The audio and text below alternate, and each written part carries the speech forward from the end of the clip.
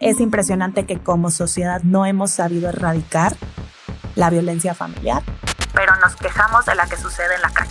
Y el tema del día de hoy es hablar sobre Adolescence, ¿no? Esta serie que en muchas direcciones causó un gran revuelo, impactó. Y quizá para mí lo que más me gustó de la serie es que no te contaron toda la historia de inicio a fin. Y hoy cada vez las familias se están aislando. Y además que hoy se nos está diciendo muchísimo, y más a los niños y a los jóvenes, es tu mundo, es tu verdad.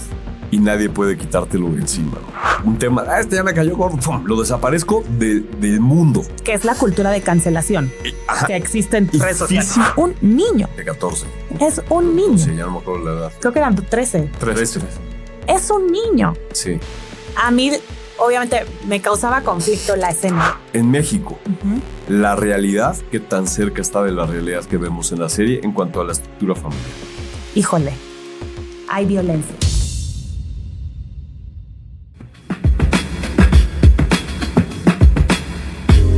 Esto es Comunicación 5.0. Ante el tsunami desinformativo, razón abierta y sentido crítico en la comunicación.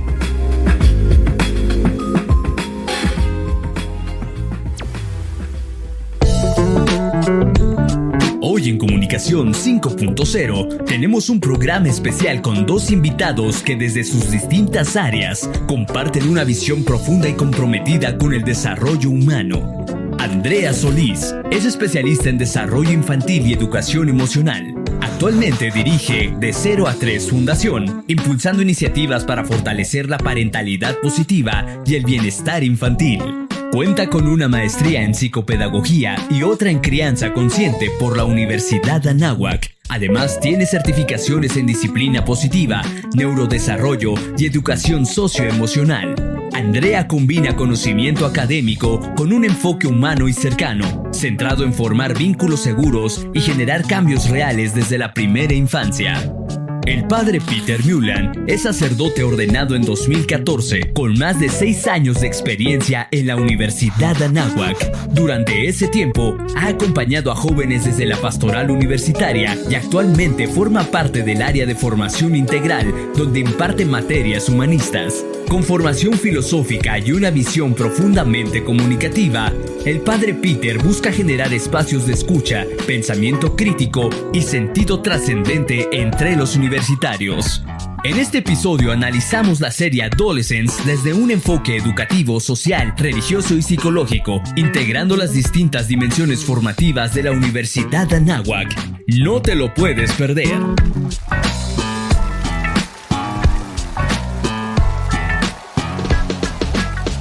Estamos en Comunicación 5.0 y hoy, que es nuestro episodio número 45, pero también es el primer episodio en donde no solamente es una entrevista, sino es un diálogo. Ahorita estamos 3 personas en la mesa.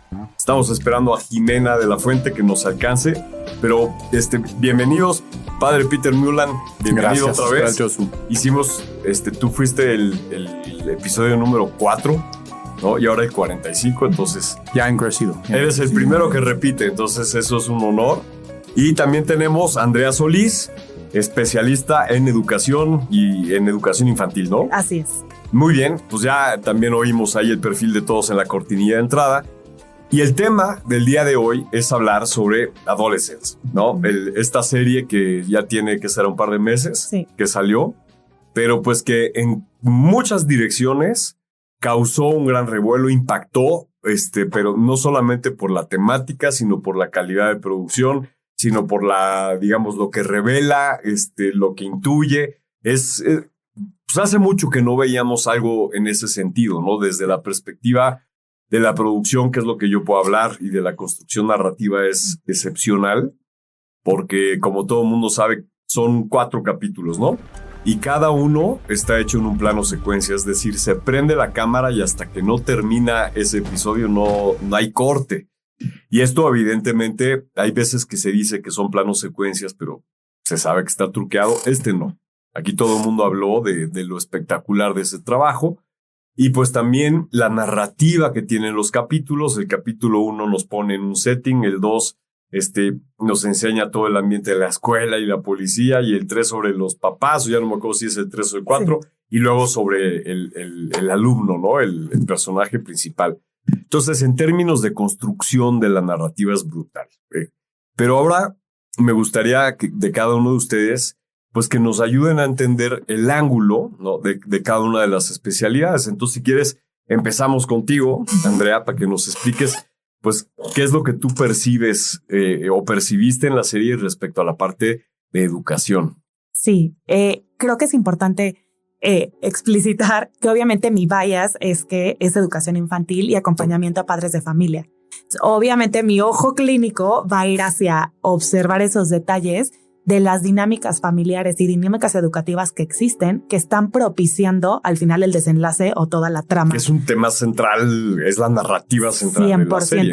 Y me encanta de la serie que sí llegas a ver el factor, o sea, la multifactoriedad. Uh-huh. O sea, los múltiples factores que existen para un mismo desenlace.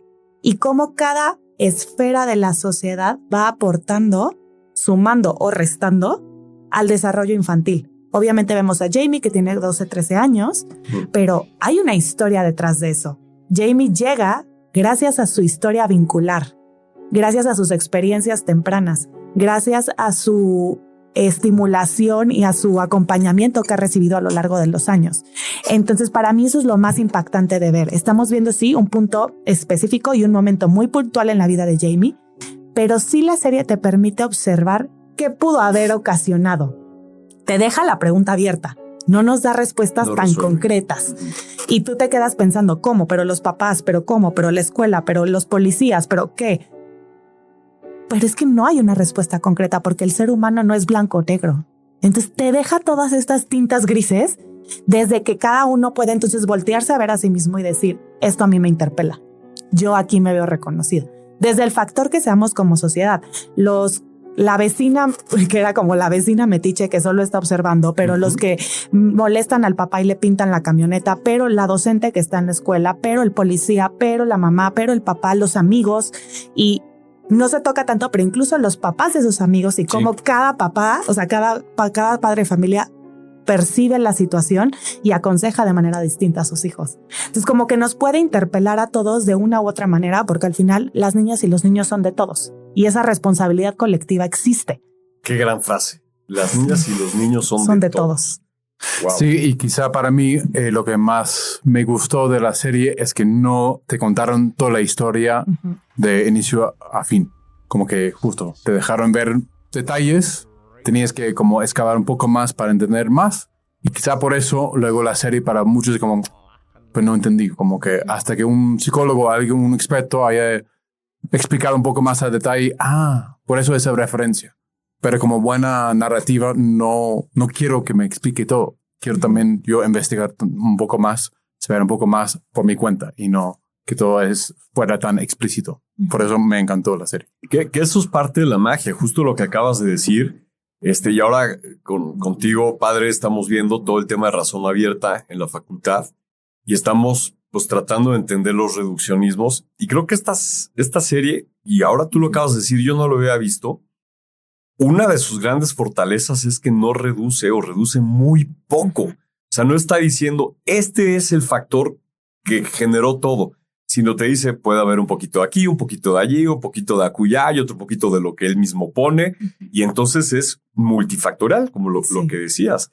Y eso, pues, evidentemente, otra palabra que usaste es que resuena. Esto nos resuena a todos porque nosotros, en cierta forma, en nuestra vida cotidiana, pues estamos tocados o tocamos en esta multifactoriedad, ¿no?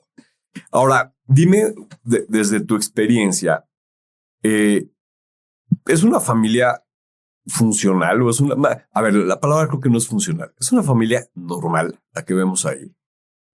Híjole, qué difícil, porque como decías, funcional, todas son funcionales porque al final existen. O sea, en la terapia familiar sistémica... Habría que definir. Justo, en la terapia familiar sistémica decimos que sobrevivan. Todos estaban sobreviviendo. Ajá. Entonces, funcionan. Ok. Con sus dinámicas tal vez no colocadas donde tenían que ser, la jerarquización tal vez no tan establecida. ¿Qué observamos?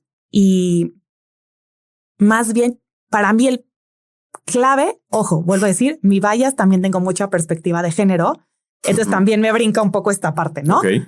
Pero que vemos una paternidad muy pasiva, hablando específicamente del papá, ¿no? Y con toda la intención positiva del mundo, y de verdad que yo veía la serie y luego escuchas al actor en sus entrevistas y se me llenaba el corazón de compasión por él y por lo que representa. Pero sí veíamos un papá que por miedo a no repetir un patrón violento que él había experimentado en su infancia, decide entonces mejor no me meto. Mejor no me involucro. Porque lo que yo aprendí es a golpes, porque lo que yo aprendí es a humillar. Entonces mejor no me meto. O sea, la decisión en ese sentido pudiera ser creer que no meterse es resolver cuando lo que hay que hacer es meterse de una manera diferente. Exacto. Y que hoy por hoy sí creo que está democratizada el acceso a la información sobre crianza y sobre paternidad. Hoy creo que ya muy poca gente puede escudarse en es que no supe cómo hacerlo. Porque hoy en día hay muchísima información en redes, muchísimos especialistas, muchísimas instituciones que se dedican a capacitar a padres de familia, porque tenemos que entender que no se nace siendo ser mamá o papá. No, claro. Entonces, hoy sí creo que ya existen estos manuales de los que antes se hablaba. No, es que nadie nace, su hijo no nació con un manual, pero hoy ya. Hoy ya hay muchísima información, ya hay un enfoque de derechos de la primera infancia, ya hay un enfoque de crianza positiva que te puede dar una brújula muy clara para poder trabajar. Ojo, siempre y cuando estés dispuesto a trabajarte tú. A eso iba. ¿Qué es lo que puede haber en un ambiente de ese tipo? Digamos, quise usar la palabra funcional para luego usar disfuncional, pero no. A ver, en esa familia, con esas características que por el impacto que tuvo, pues resuena en muchas familias a nivel global, no solamente en Inglaterra. ¿Qué es lo que le puede ayudar a un padre de familia o una madre de familia o a un adulto en la familia para saber que tiene que romper ese cascarón? Porque tú lo acabas de decir y yo estoy completamente de acuerdo. Ahí está la información, puedes acceder a ella y hacer un trabajo contigo. Pero si no estás consciente de ello y tú crees que lo que estás haciendo es lo mejor que puedes hacer por ignorancia, y no quiero poner una connotación negativa, para quien nos escucha, ¿cómo mirar detrás de la barra? Creo que primero es el enfoque de derechos de inicio. O sea, hay unos derechos de los niños y de las niñas que tenemos que saber identificar y reconocer si nosotros somos proveedores de estos derechos o más bien obstaculizamos que el niño o la niña tenga estos ¿Dónde derechos. están esos derechos? En la Convención Nacional de los Derechos Humanos. Están en la Convención. Están de en la esta Carta de los Derechos Humanos. Ahí y ya está establecido, iniciando por una vida libre de violencia. Entonces, desde que tenemos desde esa, ¿no? un parámetro donde un niño, vida libre de violencia emocional, física, ahí ya tenemos una línea, y pienso más en México, ¿no? Donde todavía el castigo físico, que ya está penado en la Constitución, sigue existiendo y es el pan de cada día de muchísimas y el familias. Psicológico ese que es bien difícil de encachar. Y aparte bien sutil. Sí. Porque es útil para el que lo ejerce, pero al mismo tiempo para el que lo está recibiendo. Porque nosotros como niños o como niñas es más difícil sostener o pensar, ay, mi infancia fue violenta porque me decían tonto, no sirves para nada, eres un inútil, a que me pegaron. El pegar todavía en la psique es más fácil de comprender como un abuso o como una violencia. Claro. Pero esto que es sutil, cuando te comparan con tu hermano, cuando la expectativa es más de la que realmente puedes tener por tu etapa de desarrollo, esto no se nota tanto y es bien difícil nombrarlo y darle voz a tus vivencias porque pasaron desapercibidas y porque están tan normalizadas. Que pasa un poco lo mismo que hablábamos ahorita de las figuras adultas. Es decir, o sea, si ellos no lo ven, probablemente el niño o el joven tampoco quizás está preparado para verlo. Exacto. Entonces, ¿qué tenemos que hacer? Pues sí, es tú meterte como cuidador o como responsable de un niño o de una niña o de un adolescente y revisar, pues sí, esta concepción que tienes de la crianza y de la educación. Sí creo que todos merecen esta pausa y necesitamos pausa y decir, ¿qué de mi historia quiero repetir? ¿Y qué de mi historia no quiero repetir? ¿Qué creo que me ha sumado y qué creo que me ha hecho daño? Es súper difícil porque cuesta darse cuenta que tu mamá y tu papá no fueron perfectos. Es que, a ver, padre Peter, lo hemos hablado mucho afuera de la cabina. Qué difícil, sumamente difícil es hacer lo correcto. Es mucho más fácil la vía de equivocarse y no hacer lo correcto. ¿Estás de acuerdo? Sí, y luego la comparación. Siento que hoy en día sí sale mucho en la serie, las redes, esa comparación constante. Ese espejo social tremendo, ¿no? Que se mete no solamente cuando sales a la escuela o a trabajo. Ahora justo lo comentamos de que pues, el bullying, por ejemplo, es 24/7. No hay escape. Entonces, esa comparación constante no permite que luego conectes bien con tu hijo, como tu hijo esté. Es que veo el hijo de la otra familia, él no tiene problemas para jugar fútbol y mi hijo sí, como sale en la serie. Es que esa pena que sentía el papá porque su hijo no era bueno para fútbol. Entonces, esa comparación constante ahora se ha aumentado, que se ha habido esta comparación, se ha aumentado de manera que me encanta como la serie pone eso sobre la mesa. Oye, ¿realmente queremos esto? Tanta comparación, tanto presión externa a la familia que luego puede generar ese tipo de dinámicas malsanas. Sí, y que a final de cuentas, desde una perspectiva comunicativa, es ruido que entra al hogar o a la casa y empieza a distorsionar todo. Por eso encontrar lo que es correcto es súper complicado, ¿no? Claro, y más incluso en corrientes de crianza y educación. Uno en internet encuentra lo que quiere encontrar. Ajá. Si yo quiero una justificación de por qué el golpe funciona, va a haber lo voy a encontrar. Ya más gente con títulos y de posgrados y todo te va a decir que sí. O si no, alguien que tiene un blog que escribe palabras bien rimbombantes, que a mí me da la seguridad y digo, ahí está mi justificación. Por eso siempre digo que es importante tener esta brújula de los derechos de las niñas y de los niños para decir, espérame, me está promoviendo la nalgada, el chanclazo, el cinturonazo. Híjole, en mi enmarque de derechos esto no va. No puedo aceptar algo que vaya en contra de esto. Lo mismo que, no sé, hay temas muy controversiales, ¿no? El de las vacunas, como ciertos temas que tú dices, vuelve a tu brújula principal, o sea, una brújula enmarcada por la ley. Y también yo siempre recomiendo principios y valores familiares. Tener una lista de principios y valores familiares construida por el equipo parental, sea el equipo que sea, mamá, papá, abuelita, porque es mamá soltera, y tener esta brújula. ¿Pero te refieres a esta brújula como una brújula de herencia, de que pasa de generación, o una brújula de toma de decisiones? Pero más, o sea, para entender, porque dijiste, sí, la brújula de los valores que vienen de mamá y papá y los abuelos, pero si la estructura no tiene esos valores, digo, a lo mejor a nosotros como católicos nos es relativamente fácil identificar esos valores, ¿no? Pero pensemos otra vez, una familia que por 2 generaciones ha vivido una situación, digamos, de crisis de violencia, que la normaliza, ¿no?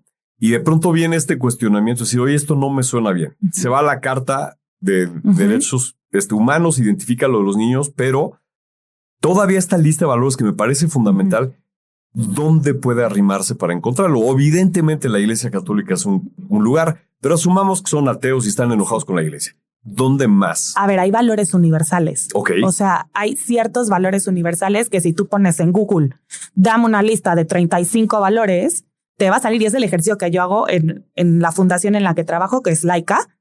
Hacemos con ellos el ejercicio de 35 valores con su definición, y lo que hacemos es separar al equipo parental. Mamá, tú busca tus 5 primeros, papá, tú busca tus 5 primeros. Y sobre eso vamos a co-construir nuestra brújula familiar. Para ti tal vez la honestidad es valiosísima. Para el otro tal vez es la amabilidad. Entonces, a la hora que tengamos que tomar una decisión sobre cómo criar, sobre cómo acompañar, sobre qué permisos dar, qué permisos no dar, nos vamos a ir a esa lista de valores. Y nos va a permitir guiar un poquito nuestra decisión basada no en lo que yo creo en este momento, ni en el patrón automático que es el que viene insertado en nuestro cerebro de generaciones anteriores. Y eso está increíble. Y hay una negociación sana. La negociación hace crecer. No es discusión, se puede discutir. Pero cuando se entiende como una negociación en donde se tiene que llegar a un acuerdo, porque ese acuerdo busca el bien común dentro del núcleo familiar, esa discusión, esa negociación hace crecer. ¿no? Hace crecer y da seguridad. Y da seguridad. Y son los límites que Exacto. hoy muchos niños, muchos chavos lo que necesitan son límites. Justo. Y son conscientes, pregunta, son conscientes de ellos mismos, de sus traumas de infancia, donde faltaron valores en su infancia que dicen, no, ahora en esta lista, en mi familia, hacia mis hijos, quiero mejorar, quiero cambiar. En mi experiencia, por lo menos, y trabajo con comunidades vulnerables, el cuerpo lleva la cuenta, como dice el libro de Bessel van der Kolk. Sopas. Y saben cuando lo que vivieron no fue amable, saben cuando lo que vivieron fue violencia y saben cuando lo que vivieron fue abuso.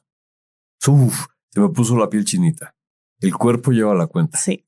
¿De quién? De Bessel van der Kolk. Gran libro. Sí, recomendación número 1. Yo siempre aviento recomendaciones, pero esta es número 1. Un bombazo. El cuerpo lleva la cuenta. Sí. Bessel van der Kolk, no, es el que escribe el libro El cuerpo lleva la cuenta. Pero tú usaste la frase de una manera brutal. O sea, que es, hace un momento hablábamos de cómo darte cuenta de que las decisiones que estás tomando, lo que te está pasando es incorrecto. Y estamos hablando de correcto en función de los derechos humanos. Exacto. Y valores universales, ¿no? Para enmarcarnos bien. El cuerpo lleva la cuenta, es decir, si pones atención, ahí está la información. El sistema nervioso no miente. Okay. Y es bien fácil, a ver, no bien fácil, no estoy simplificando demasiado, no es fácil, pero cuando uno tiene la intención de descubrir cuando tu reacción emocional automática es más grande de la que debió de haber sido. Cuando tu detonante fue demasiado para la situación que estaba sucediendo. Okay. Entonces tu niño tiró la leche mientras... Y tú explotaste como el popo. Y tú reaccionaste. Que si te tienes un poquito, dices, espérame. ¿Por? Ajá. No, o sea, ¿por qué tuve esta reacción? Porque te aseguro que si el padre Peter a mí me invita a su casa y yo tiro un vaso de leche, va a decir, ay, nena, no te preocupes, Andreita. Aquí lo recogió rápido. Listo, ¿no? Sí. Pero ¿por qué cuando tu hijo o tu hija lo hace, es Popocatépetl explotado que te detona tantísimo? ¿O por qué cuando tu pareja te dice algo y tú... Los famosos botones. Pero entonces empiezas a detectar esos botones y esos detonadores y el cuerpo te lo está diciendo. El sistema nervioso te está gritando, algo aquí no está bien. Porque esto no me debería detonar lo que me está sucediendo. Entonces es hacer ese zoom out, verte un poco como para arriba y decir, ¿por qué esta situación y esta dinámica me está afectando de esta manera? Que si lo veo racional y objetivamente no debería ser tanta la reacción. No debería ser tanto mi enojo, no debería ser tanto mi estrés, no debería ser tanta mi ira, no debería ser tanta mi necesidad de defenderme, que creo que esa es la clave. Ok. Como cuando entramos en este sistema nervioso de, me vas a ayudar, fight or flight. Fight or flight. Ajá, pero es pelear o huir. Pelear o huir. Huir, ok. ¿No? Cuando quiero pelear y entonces digo groserías, humillo, golpeo, o cuando me voy, también. Y cuando le digo al niño, sí, ahí está la paleta, ya no llores. Ajá. Cuando cedes demasiado fácil. Que es un poco también la evasión que comentabas hace un momento del papá. Decir, yo no quiero repetir un patrón, pero luego entonces no hay ningún patrón. Y él estaba huyendo. Haces un daño similar. Y estaba huyendo de una subresponsabilidad. Exacto. Pero también de su oportunidad de vincular. Él también perdió esa oportunidad de sanar a través del vínculo con su hijo. Ivonne, la verdad que es mi maestra en crianza consciente. Ella siempre dice, sanar duele, pero ayuda. O sea, al final, en la crianza nos va a doler, nos va a costar. Claro. Pero si yo lo hago bien con mi hijo, también me estoy sanando a mí. Porque, no pain, no gain. Justo, porque reconozco que hay una manera diferente de amar.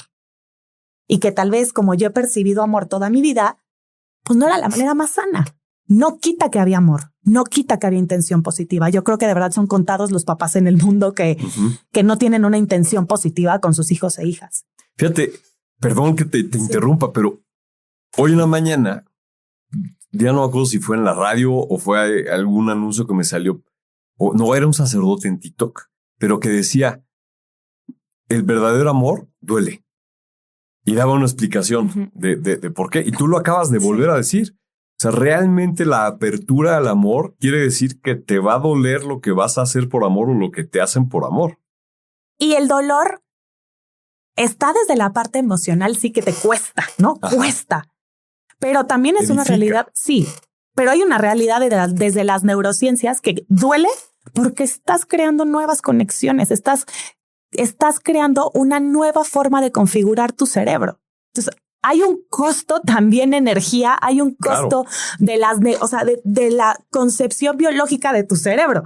Entonces, eso es lo que cuesta crear una nueva carretera cerebral y neuronal. Y quizá en ese sentido, también un comentario que hace la mamá en el cuarto episodio diciendo, pues, ¿qué pasó con Jamie? Es que él iba a su cuarto horas ahí a jugar. Y luego cuando ya pasaba medianoche, le gritaba a ella, oye, ya, hora de dormir. Ya, apagaba la luz y qué fácil, ¿no? Ese como crianza pasiva, o sea, pues mínimo está ahí resguardado, no hace nada peligroso. Pero ese como no estás creando nuevos pathways, en tu cerebro decía, pues, oye, ¿qué tipo de conexión, vínculo tengo con mi hijo? ¿Cómo está mi hijo realmente? Y la pregunta es, realmente si es celular, y entiendo los pobres papás que están en el restaurante tratando de comer con un niño de 3 años que no deja de dar lata toda la comida, ten la pantalla. Te pongo algo ya para poder pues hablar nosotros. ¿Dónde está el balance entre, pues, para que nosotros podamos seguir nuestra vida y crear ese vínculo jugando con el niño de 3 años cuando ya estábamos cansados de toda la semana? Quiero conectar con mi pareja, con mis amigos. Creo que ese es el reto de una vida balanceada, porque vuelvo a lo mismo. En la Convención de los Derechos de la Niñez, sí se habla de un principio, y es el principio de interés superior del niño o de la niña. Como adultos, sí nos corresponde velar primero por el interés superior del niño o de la niña. Y esto es incluso para tipo catástrofes naturales, ¿no? ¿A quién van a salvar primero en el Titanic? A los niños y a las niñas, ¿no? O sea, primero se vela porque los niños y las niñas estén protegidos, estén satisfechas sus necesidades. Claro que es un reto cuando tu cuidador, tu mamá, tu papá, dice, espérate, ay, pero yo también tengo necesidad de dormir, yo también tengo necesidad de socializar, yo también tengo... Sí, evidentemente, ¿qué creo que es el reto que está sucediendo ahorita? Que como sociedad, y por eso empecé con las niñas y los niños son de todos, y hay una responsabilidad colectiva por el bienestar, no solo del niño y la niña, pero de la familia. Ok.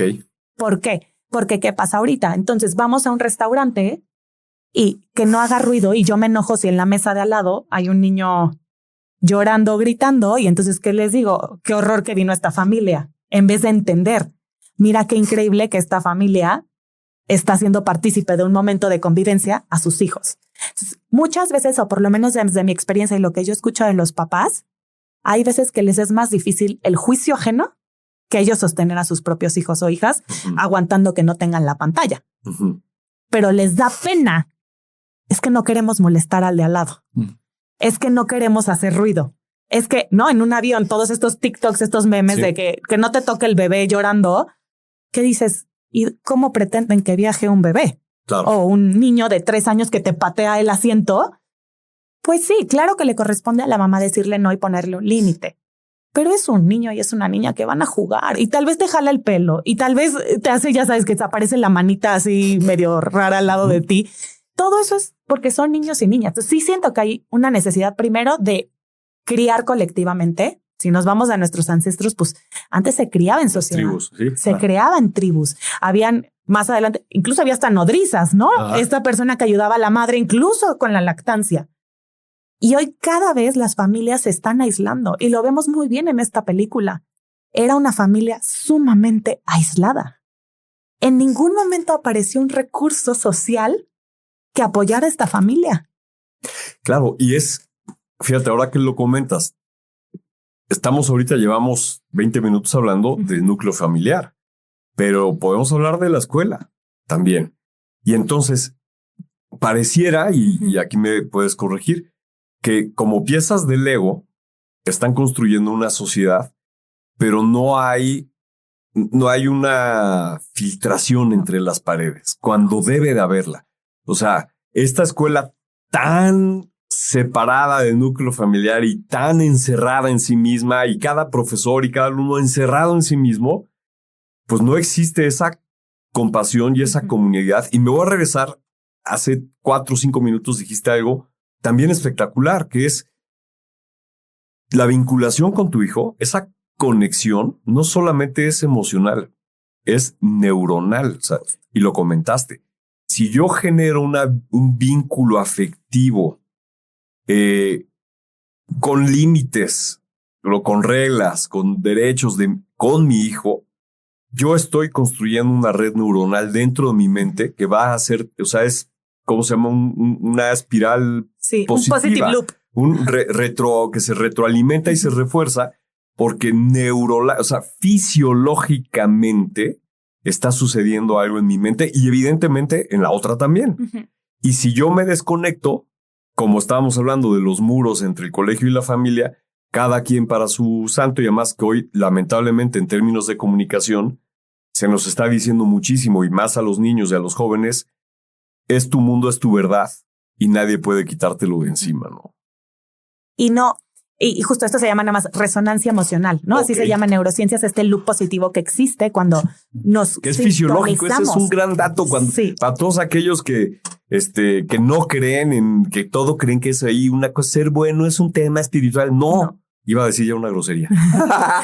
No. De la emoción, pero es es un tema fisiológico. Tu cuerpo, ¿cómo lo dijiste? El cuerpo lleva la cuenta. Lleva la cuenta también de las cosas positivas. 100%. Y el doctor Stuart Shanker, que me encanta como lo menciona, él dice que es como Bluetooth.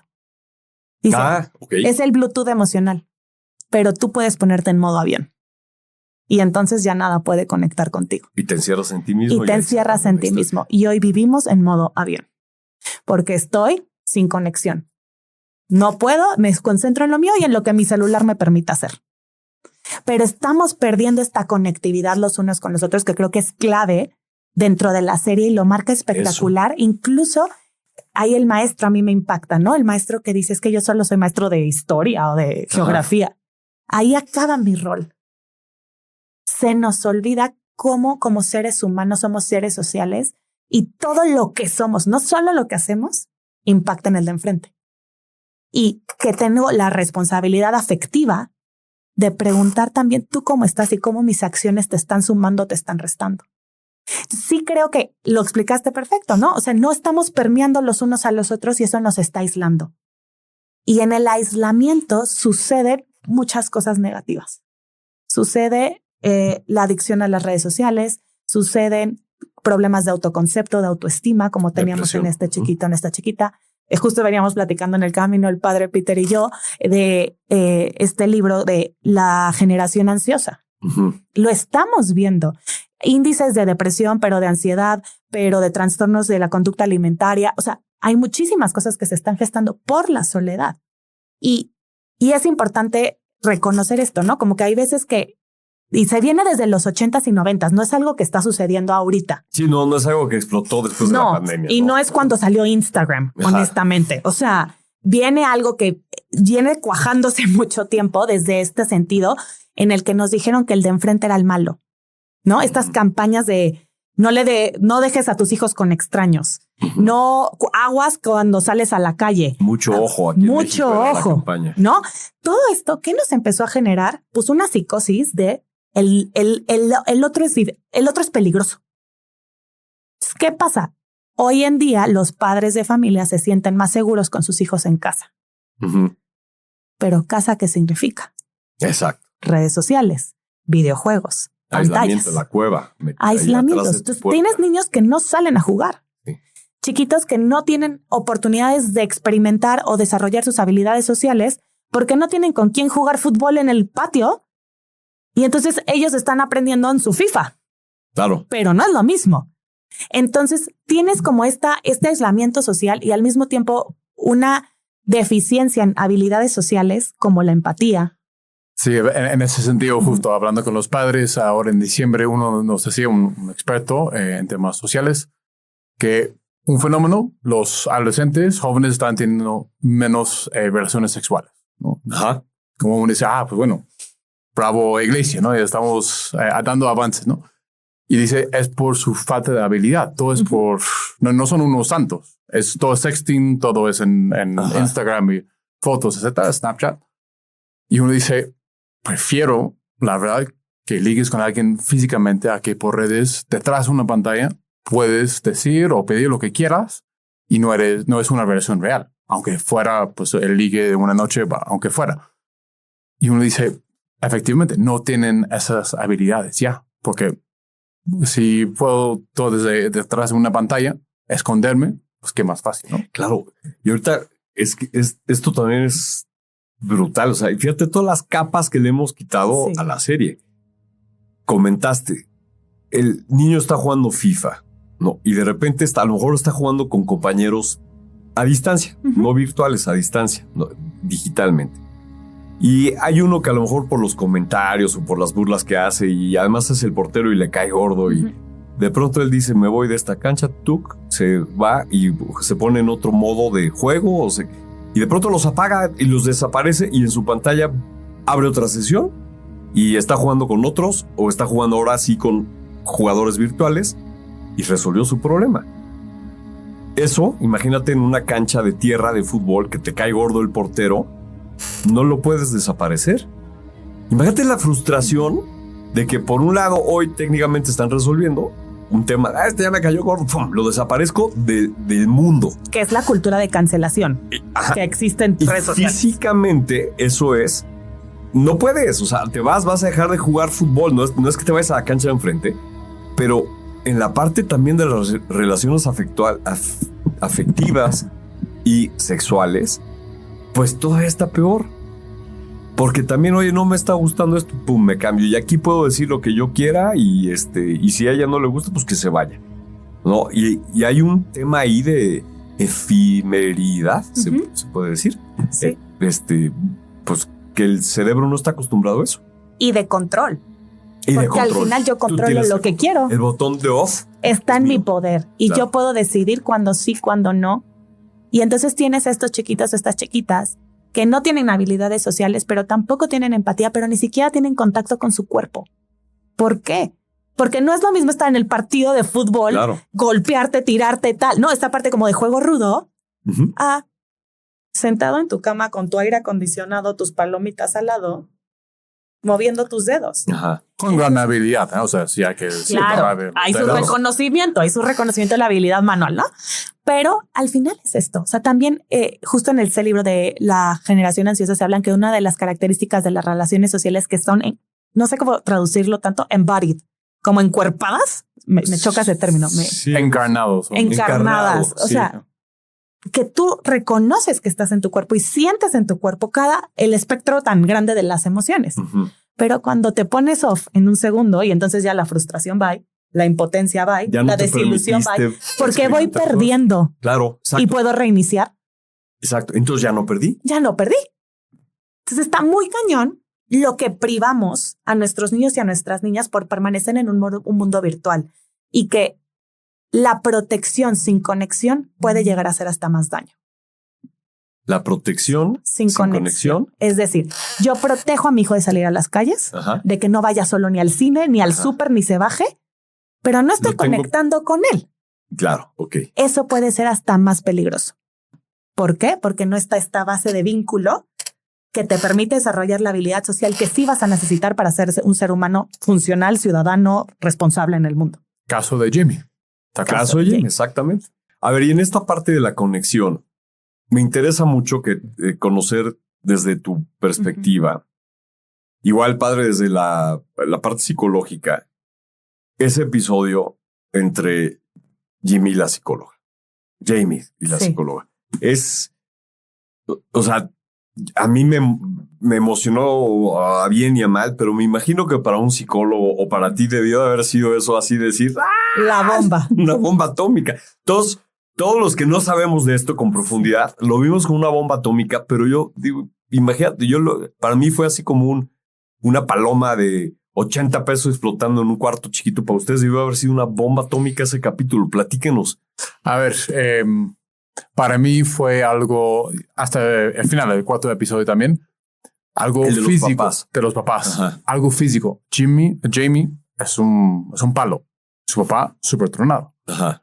Y al final, cuando ella ya se va, como que entonces te caigo bien, como que te sientes atraída hacia mí, como en el fondo, para un niño de 12, 13 años, eso era su tema. Estaba obsesionado con soy de esos... Incels. Ajá. Entonces ya estoy condenado a eso, ¿no? Porque esta niña me rechazó, este psicóloga tampoco, como que está obsesionada con ese tema. Boom. Y es un palo. Luego resulta en el episodio final que estaba mucho en el gimnasio haciendo pesas. Y para él eso es todo, ¿no? Pero por estar tanto tiempo, años dedicado a videojuegos, pues claro, o sea, nunca desarrolló lo que tú decís antes. El embodied. Ese es mi cuerpo, estoy a gusto en mi cuerpo. Entonces para mí, en esa escena, uno de esos, y tener que ponerse violento y todo él, para un poco mostrarse más que lo que físicamente era. Sí. A mí, obviamente, me causaba conflicto la escena, ¿no? También tenemos que entender que el papel de la psicóloga en ese momento era demostrar si Jamie había sido consciente o no. Ajá. Toda la interacción era, ella tenía que hacer un review a nivel legal del nivel de conciencia y del niño, ¿no? No era un proceso sanador el que estaba llevando. No era un psicoanálisis. No era una terapia. No era un proceso terapéutico que estaba llevando con Jamie. Me va a apretar botones hasta ver dónde está. Que para mí, obviamente, entra como en mi línea ética, ¿no? De si tienes el espacio con un menor de edad que está sufriendo y que tiene traumas, híjole, qué difícil ponerte en el papel de evaluadora y no de terapeuta, ¿no? O sea, eso para las personas que acompañamos a familias y a niños es como, híjole, qué complicado. Y no trabajo en el sistema legal por eso, creo, porque sí está grueso. La intención siempre de alguien que dedica su vida al acompañamiento psicológico, pues sí es que sea un proceso sanador, un proceso terapéutico que lleve a una mejor versión y no solamente a la evaluación de... O sea, aquí fue abrirlo por la mitad para ver si la flamita estaba prendida o apagada. A ver si había conciencia o no. A ver si había conciencia o no. Entonces, es muy fuerte ver esa escena como profesional, ¿no? Como... ¿Ves? Yo sabía que había ángulos que no entendía yo. Hay un reconocimiento importante y al final, evidentemente, la psicóloga hizo lo que le tocaba en el proceso legal que estaba pasando el niño, ¿no? O sea... Y ella revienta, ¿verdad? Ella obviamente creo que... A la mitad. A la mitad revienta, ¿verdad? Es imposible que no te permita. No se puede contener eso. No puedes ser indiferente. Ajá. Y más cuando entiendes, cuando el niño va expresando y va explicando su tema de identidad. Un niño que recordamos que en el episodio 1, cuando entran a su cuarto, se hace pipí. Un niño. De 14. Es un niño. 12, ya no me acuerdo la edad. Creo que eran 13. 13. Es un niño. Sí. Y entender por todo el dolor que le estaba pasando y cómo lo estaba exponiendo es fuertísimo. Y ojo aquí, yo no soy psiquiatra y yo no podría decir si hay algún trastorno per se de fondo. Y creo que eso no se puede ver con 4 capítulos. Tienes que ver una historia clínica, tienes que ver evaluaciones psicométricas. O sea, necesitaríamos muchísima más información. O sea, no se puede hacer un diagnóstico. No se puede hacer un diagnóstico. ¿Qué sí se puede ver? Un niño con muchísimo dolor. Con un niño que no sentía que tenía los recursos para salir airoso o victorioso en su propia vida. Y eso es muy fuerte. Porque un niño que no siente que tiene el apoyo familiar, pero no tiene la validación de sus pares, pero no tiene de la niña, híjole, qué complejo. Y un poco haciendo referencia a lo que decía el padre Peter, porque lamentablemente en las redes sociales la validación se ha cuantificado y eso antes no lo teníamos. No había validación cuantificada. Hoy sí sé el número de likes que tienes tú y que yo no tengo. Con número. Una cosa es que, no te invitaron a una fiesta. Bueno, hay muchas. Pero yo sí puedo ver que tú subes foto y tienes arriba de 100 likes. Y yo tengo fotos y me ponen incel en los comentarios. O me ponen la blue pill, red pill, black pill, lo que sea. Entonces, ni siquiera es puntos positivos. Es que son puntos negativos. Esta validación cuantificada en el adolescente que está en una etapa de desarrollo que necesita sentirse parte de eso, no lo puede manejar o lo maneja de una manera completamente disfuncional, distorsionada. Pero es el enfoque, o sea, es el ambiente en donde está creciendo este niño. Un niño que la mamá le decía, ya duérmete, y en vez de entrar al cuarto y decirle buenas noches, el niño apagaba la luz y nadie entraba. Un niño que salía a jugar fútbol y sentía que su papá se avergonzaba porque no era bueno. Un niño que no se sentía a gusto con su cuerpo un niño que le decían todas estas palabras y este bullying dentro del colegio. A ver, padre Peter, o sea, no es un diagnóstico, pero podríamos decir, este niño vivía en una tremendísima soledad y de todo el ruido se construyó un mundo. Sí, me encantó un testimonio que encontraron ustedes, tú y Jime. Un niño, un adolescente que justo vio la serie con sus papás, obligado por sus papás. Dice al final que buenas críticas y análisis de la serie y todo, pero están faltando como que el mensaje principal, la soledad que vivimos los adolescentes. Porque justo llegamos a la sala de la casa, mamá, papá están en sus celulares, sus pantallas, intento como conectarle, sí, y ya, hasta ahí, pues yo también en pantalla. Y esa soledad que necesitan, esa conexión, y si sus pares son tan boleadores por redes, por todas partes, pues sí, esa soledad enorme que están pasando los jóvenes, los adolescentes sobre todo. Entonces, sí, esa soledad y esa necesidad de pertenecer. Están en esa etapa donde hacen tonterías, literal tonterías, para pertenecer, para sentirse parte de un grupo. Exacto. Todos pasamos por ahí. Y sí, después sí, porque fui tanto a hacer eso. Pero te importa mucho más la aceptación de tus peers que lo que objetivamente tiene sentido ese gesto, ¿no? Y la parte emocional, pero la parte fisiológica. Yo soy muy de las neurociencias. Entonces, también entender que en la adolescencia hay una poda neuronal de la parte de funciones ejecutivas. O sea, es real que los niños adolescentes tienen el sistema límbico, o sea, la parte de emociones a tope, afloreciente y grande y desarrollada. Ajá. Y sus funciones ejecutivas que te hacen ser pensante, que te hacen reflexionar, que te hacen parar. Es la parte frontal. Que es todo el córtex prefrontal, ajá, tiene su poda.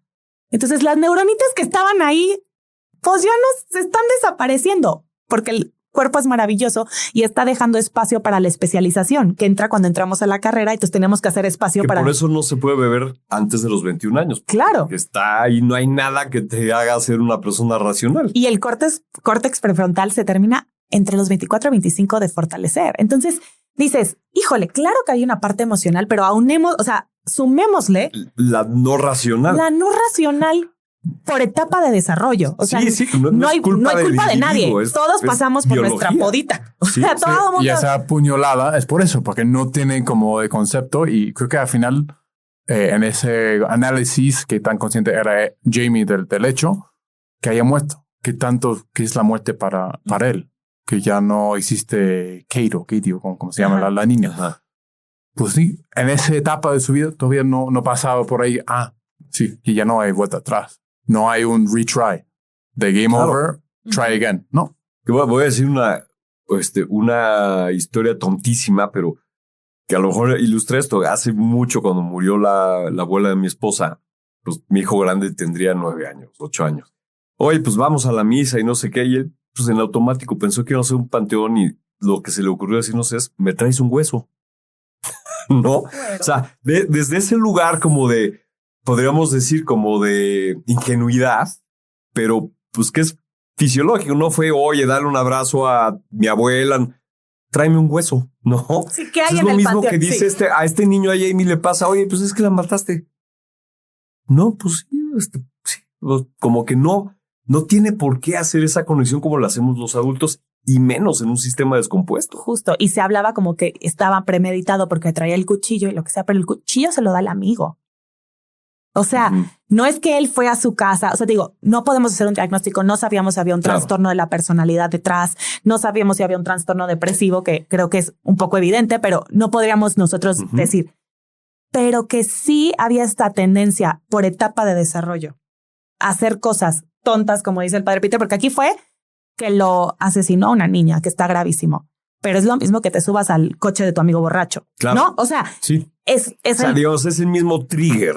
La adrenalina, las ganas de ser parte, de sentir coraje, o los que en el partido de fútbol se pelean. Sí, digamos, como lo decíamos hace rato, a él le fue muy normal la cuchillada porque pues le puso off. Se quitó el problema de encima. El modo avión. El modo avión. Y volviendo al inicio y como juntando todo, esa palabra, esa pregunta de Jamie a su papá, o no, bueno, más bien de papá a Jamie, ¿lo hiciste? Al inicio, estando ya con policías, los dos solos. ¿Qué estaba pensando Jamie en ese momento? que habrá pensado como que esto es mi conexión con mi papá, no le puedo fallar. O sea, no le puedo fallar. Y a ver, primero, si nos vamos tantito antes, escogió a su papá para que lo acompañara. Sí. La mamá se sorprende de esa decisión, ¿no? O sea, desde ahí vemos una necesidad brutal de Jamie de conectar con su papá. Sí. Porque en teoría, como la figura que hubiera sido la esperada, hubiera sido la de la mamá. Ajá. Pero durante toda la serie vemos a la mamá como esta figura reguladora familiar. ¿Qué quiero decir con esto? Cuando Jamie empieza a decirle en el último episodio, en la llamada telefónica que están todos en el coche y me voy a declarar culpable, la mamá, ¿qué hace? ¿Ya comiste? ¿Te dieron tu comida bien, mi amor? Ándale, sí. Cuando el papá se enoja y empieza a golpear en el... era como un Home Depot, no sé cómo era en sí. esta... Sí. La mamá regula al papá. Jamie en ese momento no quería una figura reguladora, quería una figura de fuerza. Pero porque ves que ese es su anhelo. Ajá. Quiero tener yo esa fuerza. Lo que acaba de decir el padre. Es lo que quiero. Entonces, es importante dar cuenta de esto. La mamá estaba, pero tampoco la mamá estaba conectando. La mamá estaba en un mecanismo de desviar para mantener el status quo de la familia. Para que no se en el coche estamos cumpliendo de mi esposo. Vamos a recordar cómo nos conocimos y a qué rola bailamos y así. Como es, que lo pasemos bien. El status quo. Aquí que no haya... O sea, que no se rompa, ¿no? Pero tampoco que se reconstruya o que se construya, sino simplemente que y no salir de los límites familiares porque esto no nos está funcionando. Tan no nos está funcionando que nuestro hijo está en el tanque. En el tanque, o sea, pero ni siquiera esa capacidad de reconocer. En terapia familiar sistémica se llama la retroalimentación negativa, ¿no? Nos quedamos y voy a hacer todo lo que sea posible para que no nos salgamos de este redil. Funcione o no funcione, nos matemos o no nos matemos, pero aquí. Porque la familia unida, ¿no? La familia unida. Una cosa muy desvirtuada. Oye, nos queda poco tiempo. Sí. Dos preguntillas. La primera, en México, del 1 al 10, la realidad, ¿qué tan cerca está de la realidad que vemos en la serie en cuanto a la estructura familiar? Híjole. Del 1 al 10 no sabría qué decirte. Sí sé que más del 50% de los niños y de las niñas en México viven violencia familiar. Ok. Que se están viviendo... 50. Más del 50, creo que es el 62%. Si no, ¿te podría estar más o menos? Vamos a poner entre el 50 y el 60. Si somos 130 millones de personas, cerrando el número, ¿cuántas familias seremos? Entre 4, 20, no, 30, 40 millones de familias. Un 60% en su casa. 24, 25. Sí. Yo soy malísima con los números. No, pero 25 millones de familias viven esto. Hay violencia. Hay violencia. Física, emocional o de negligencia.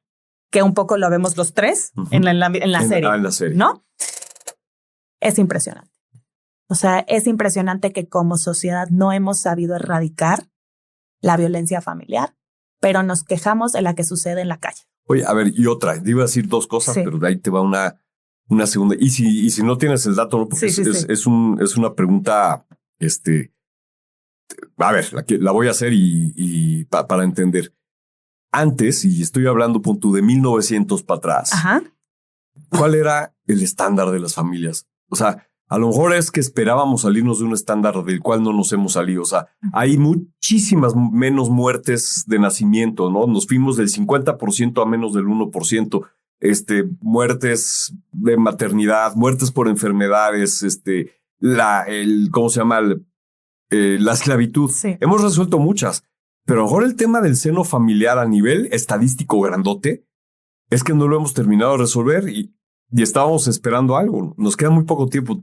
¿Te suena o no te suena? Sí, justo en el libro de La generación ansiosa, que también lo recomendamos ampliamente, justo habla de eso. Antes, ¿qué pasaba? Habían muchos hijos.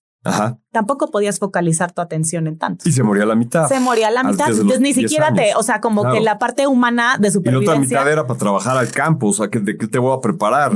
Eran manos. No había núcleo familiar. Exacto, no había núcleo familiar. Es moderno el más concepto. Súmale que vivíamos en comuna. Sí. Entonces vivíamos el barrio completo. Sí. Y entonces a mí me tocaba de repente cuidar al vecino o al de la tía o al del... O sea, no había este núcleo familiar que hoy estamos viviendo, volvemos por el aislamiento. Y esto ha ocasionado también este hiperfoco de los padres de familia con sus hijos, porque tienes 1, tienes 2, tienes 3, ya 4 es familia numerosísima. Hiperfoco. Y si le vamos más a Estados Unidos o el occidente, ¿no?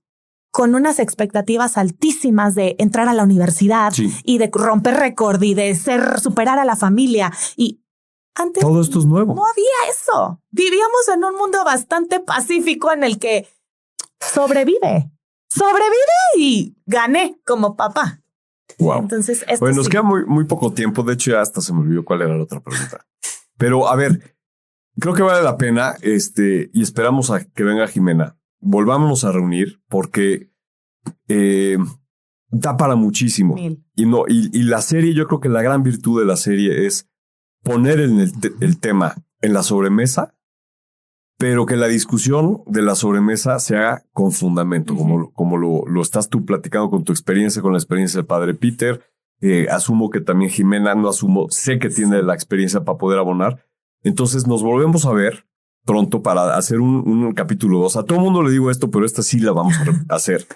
Porque creo que aquí sí podemos hacer una gran conclusión que le ayuda a mucha gente que nos pueda oír para saber que hay una gran potencia en la esperanza de mejorar las cosas. Oportunidades de amor. Así es. Así que wait for it. Wait for it, exacto. Pues muchas gracias. Esto es Comunicación 5.0 y ya nos vemos en el próximo. Wow.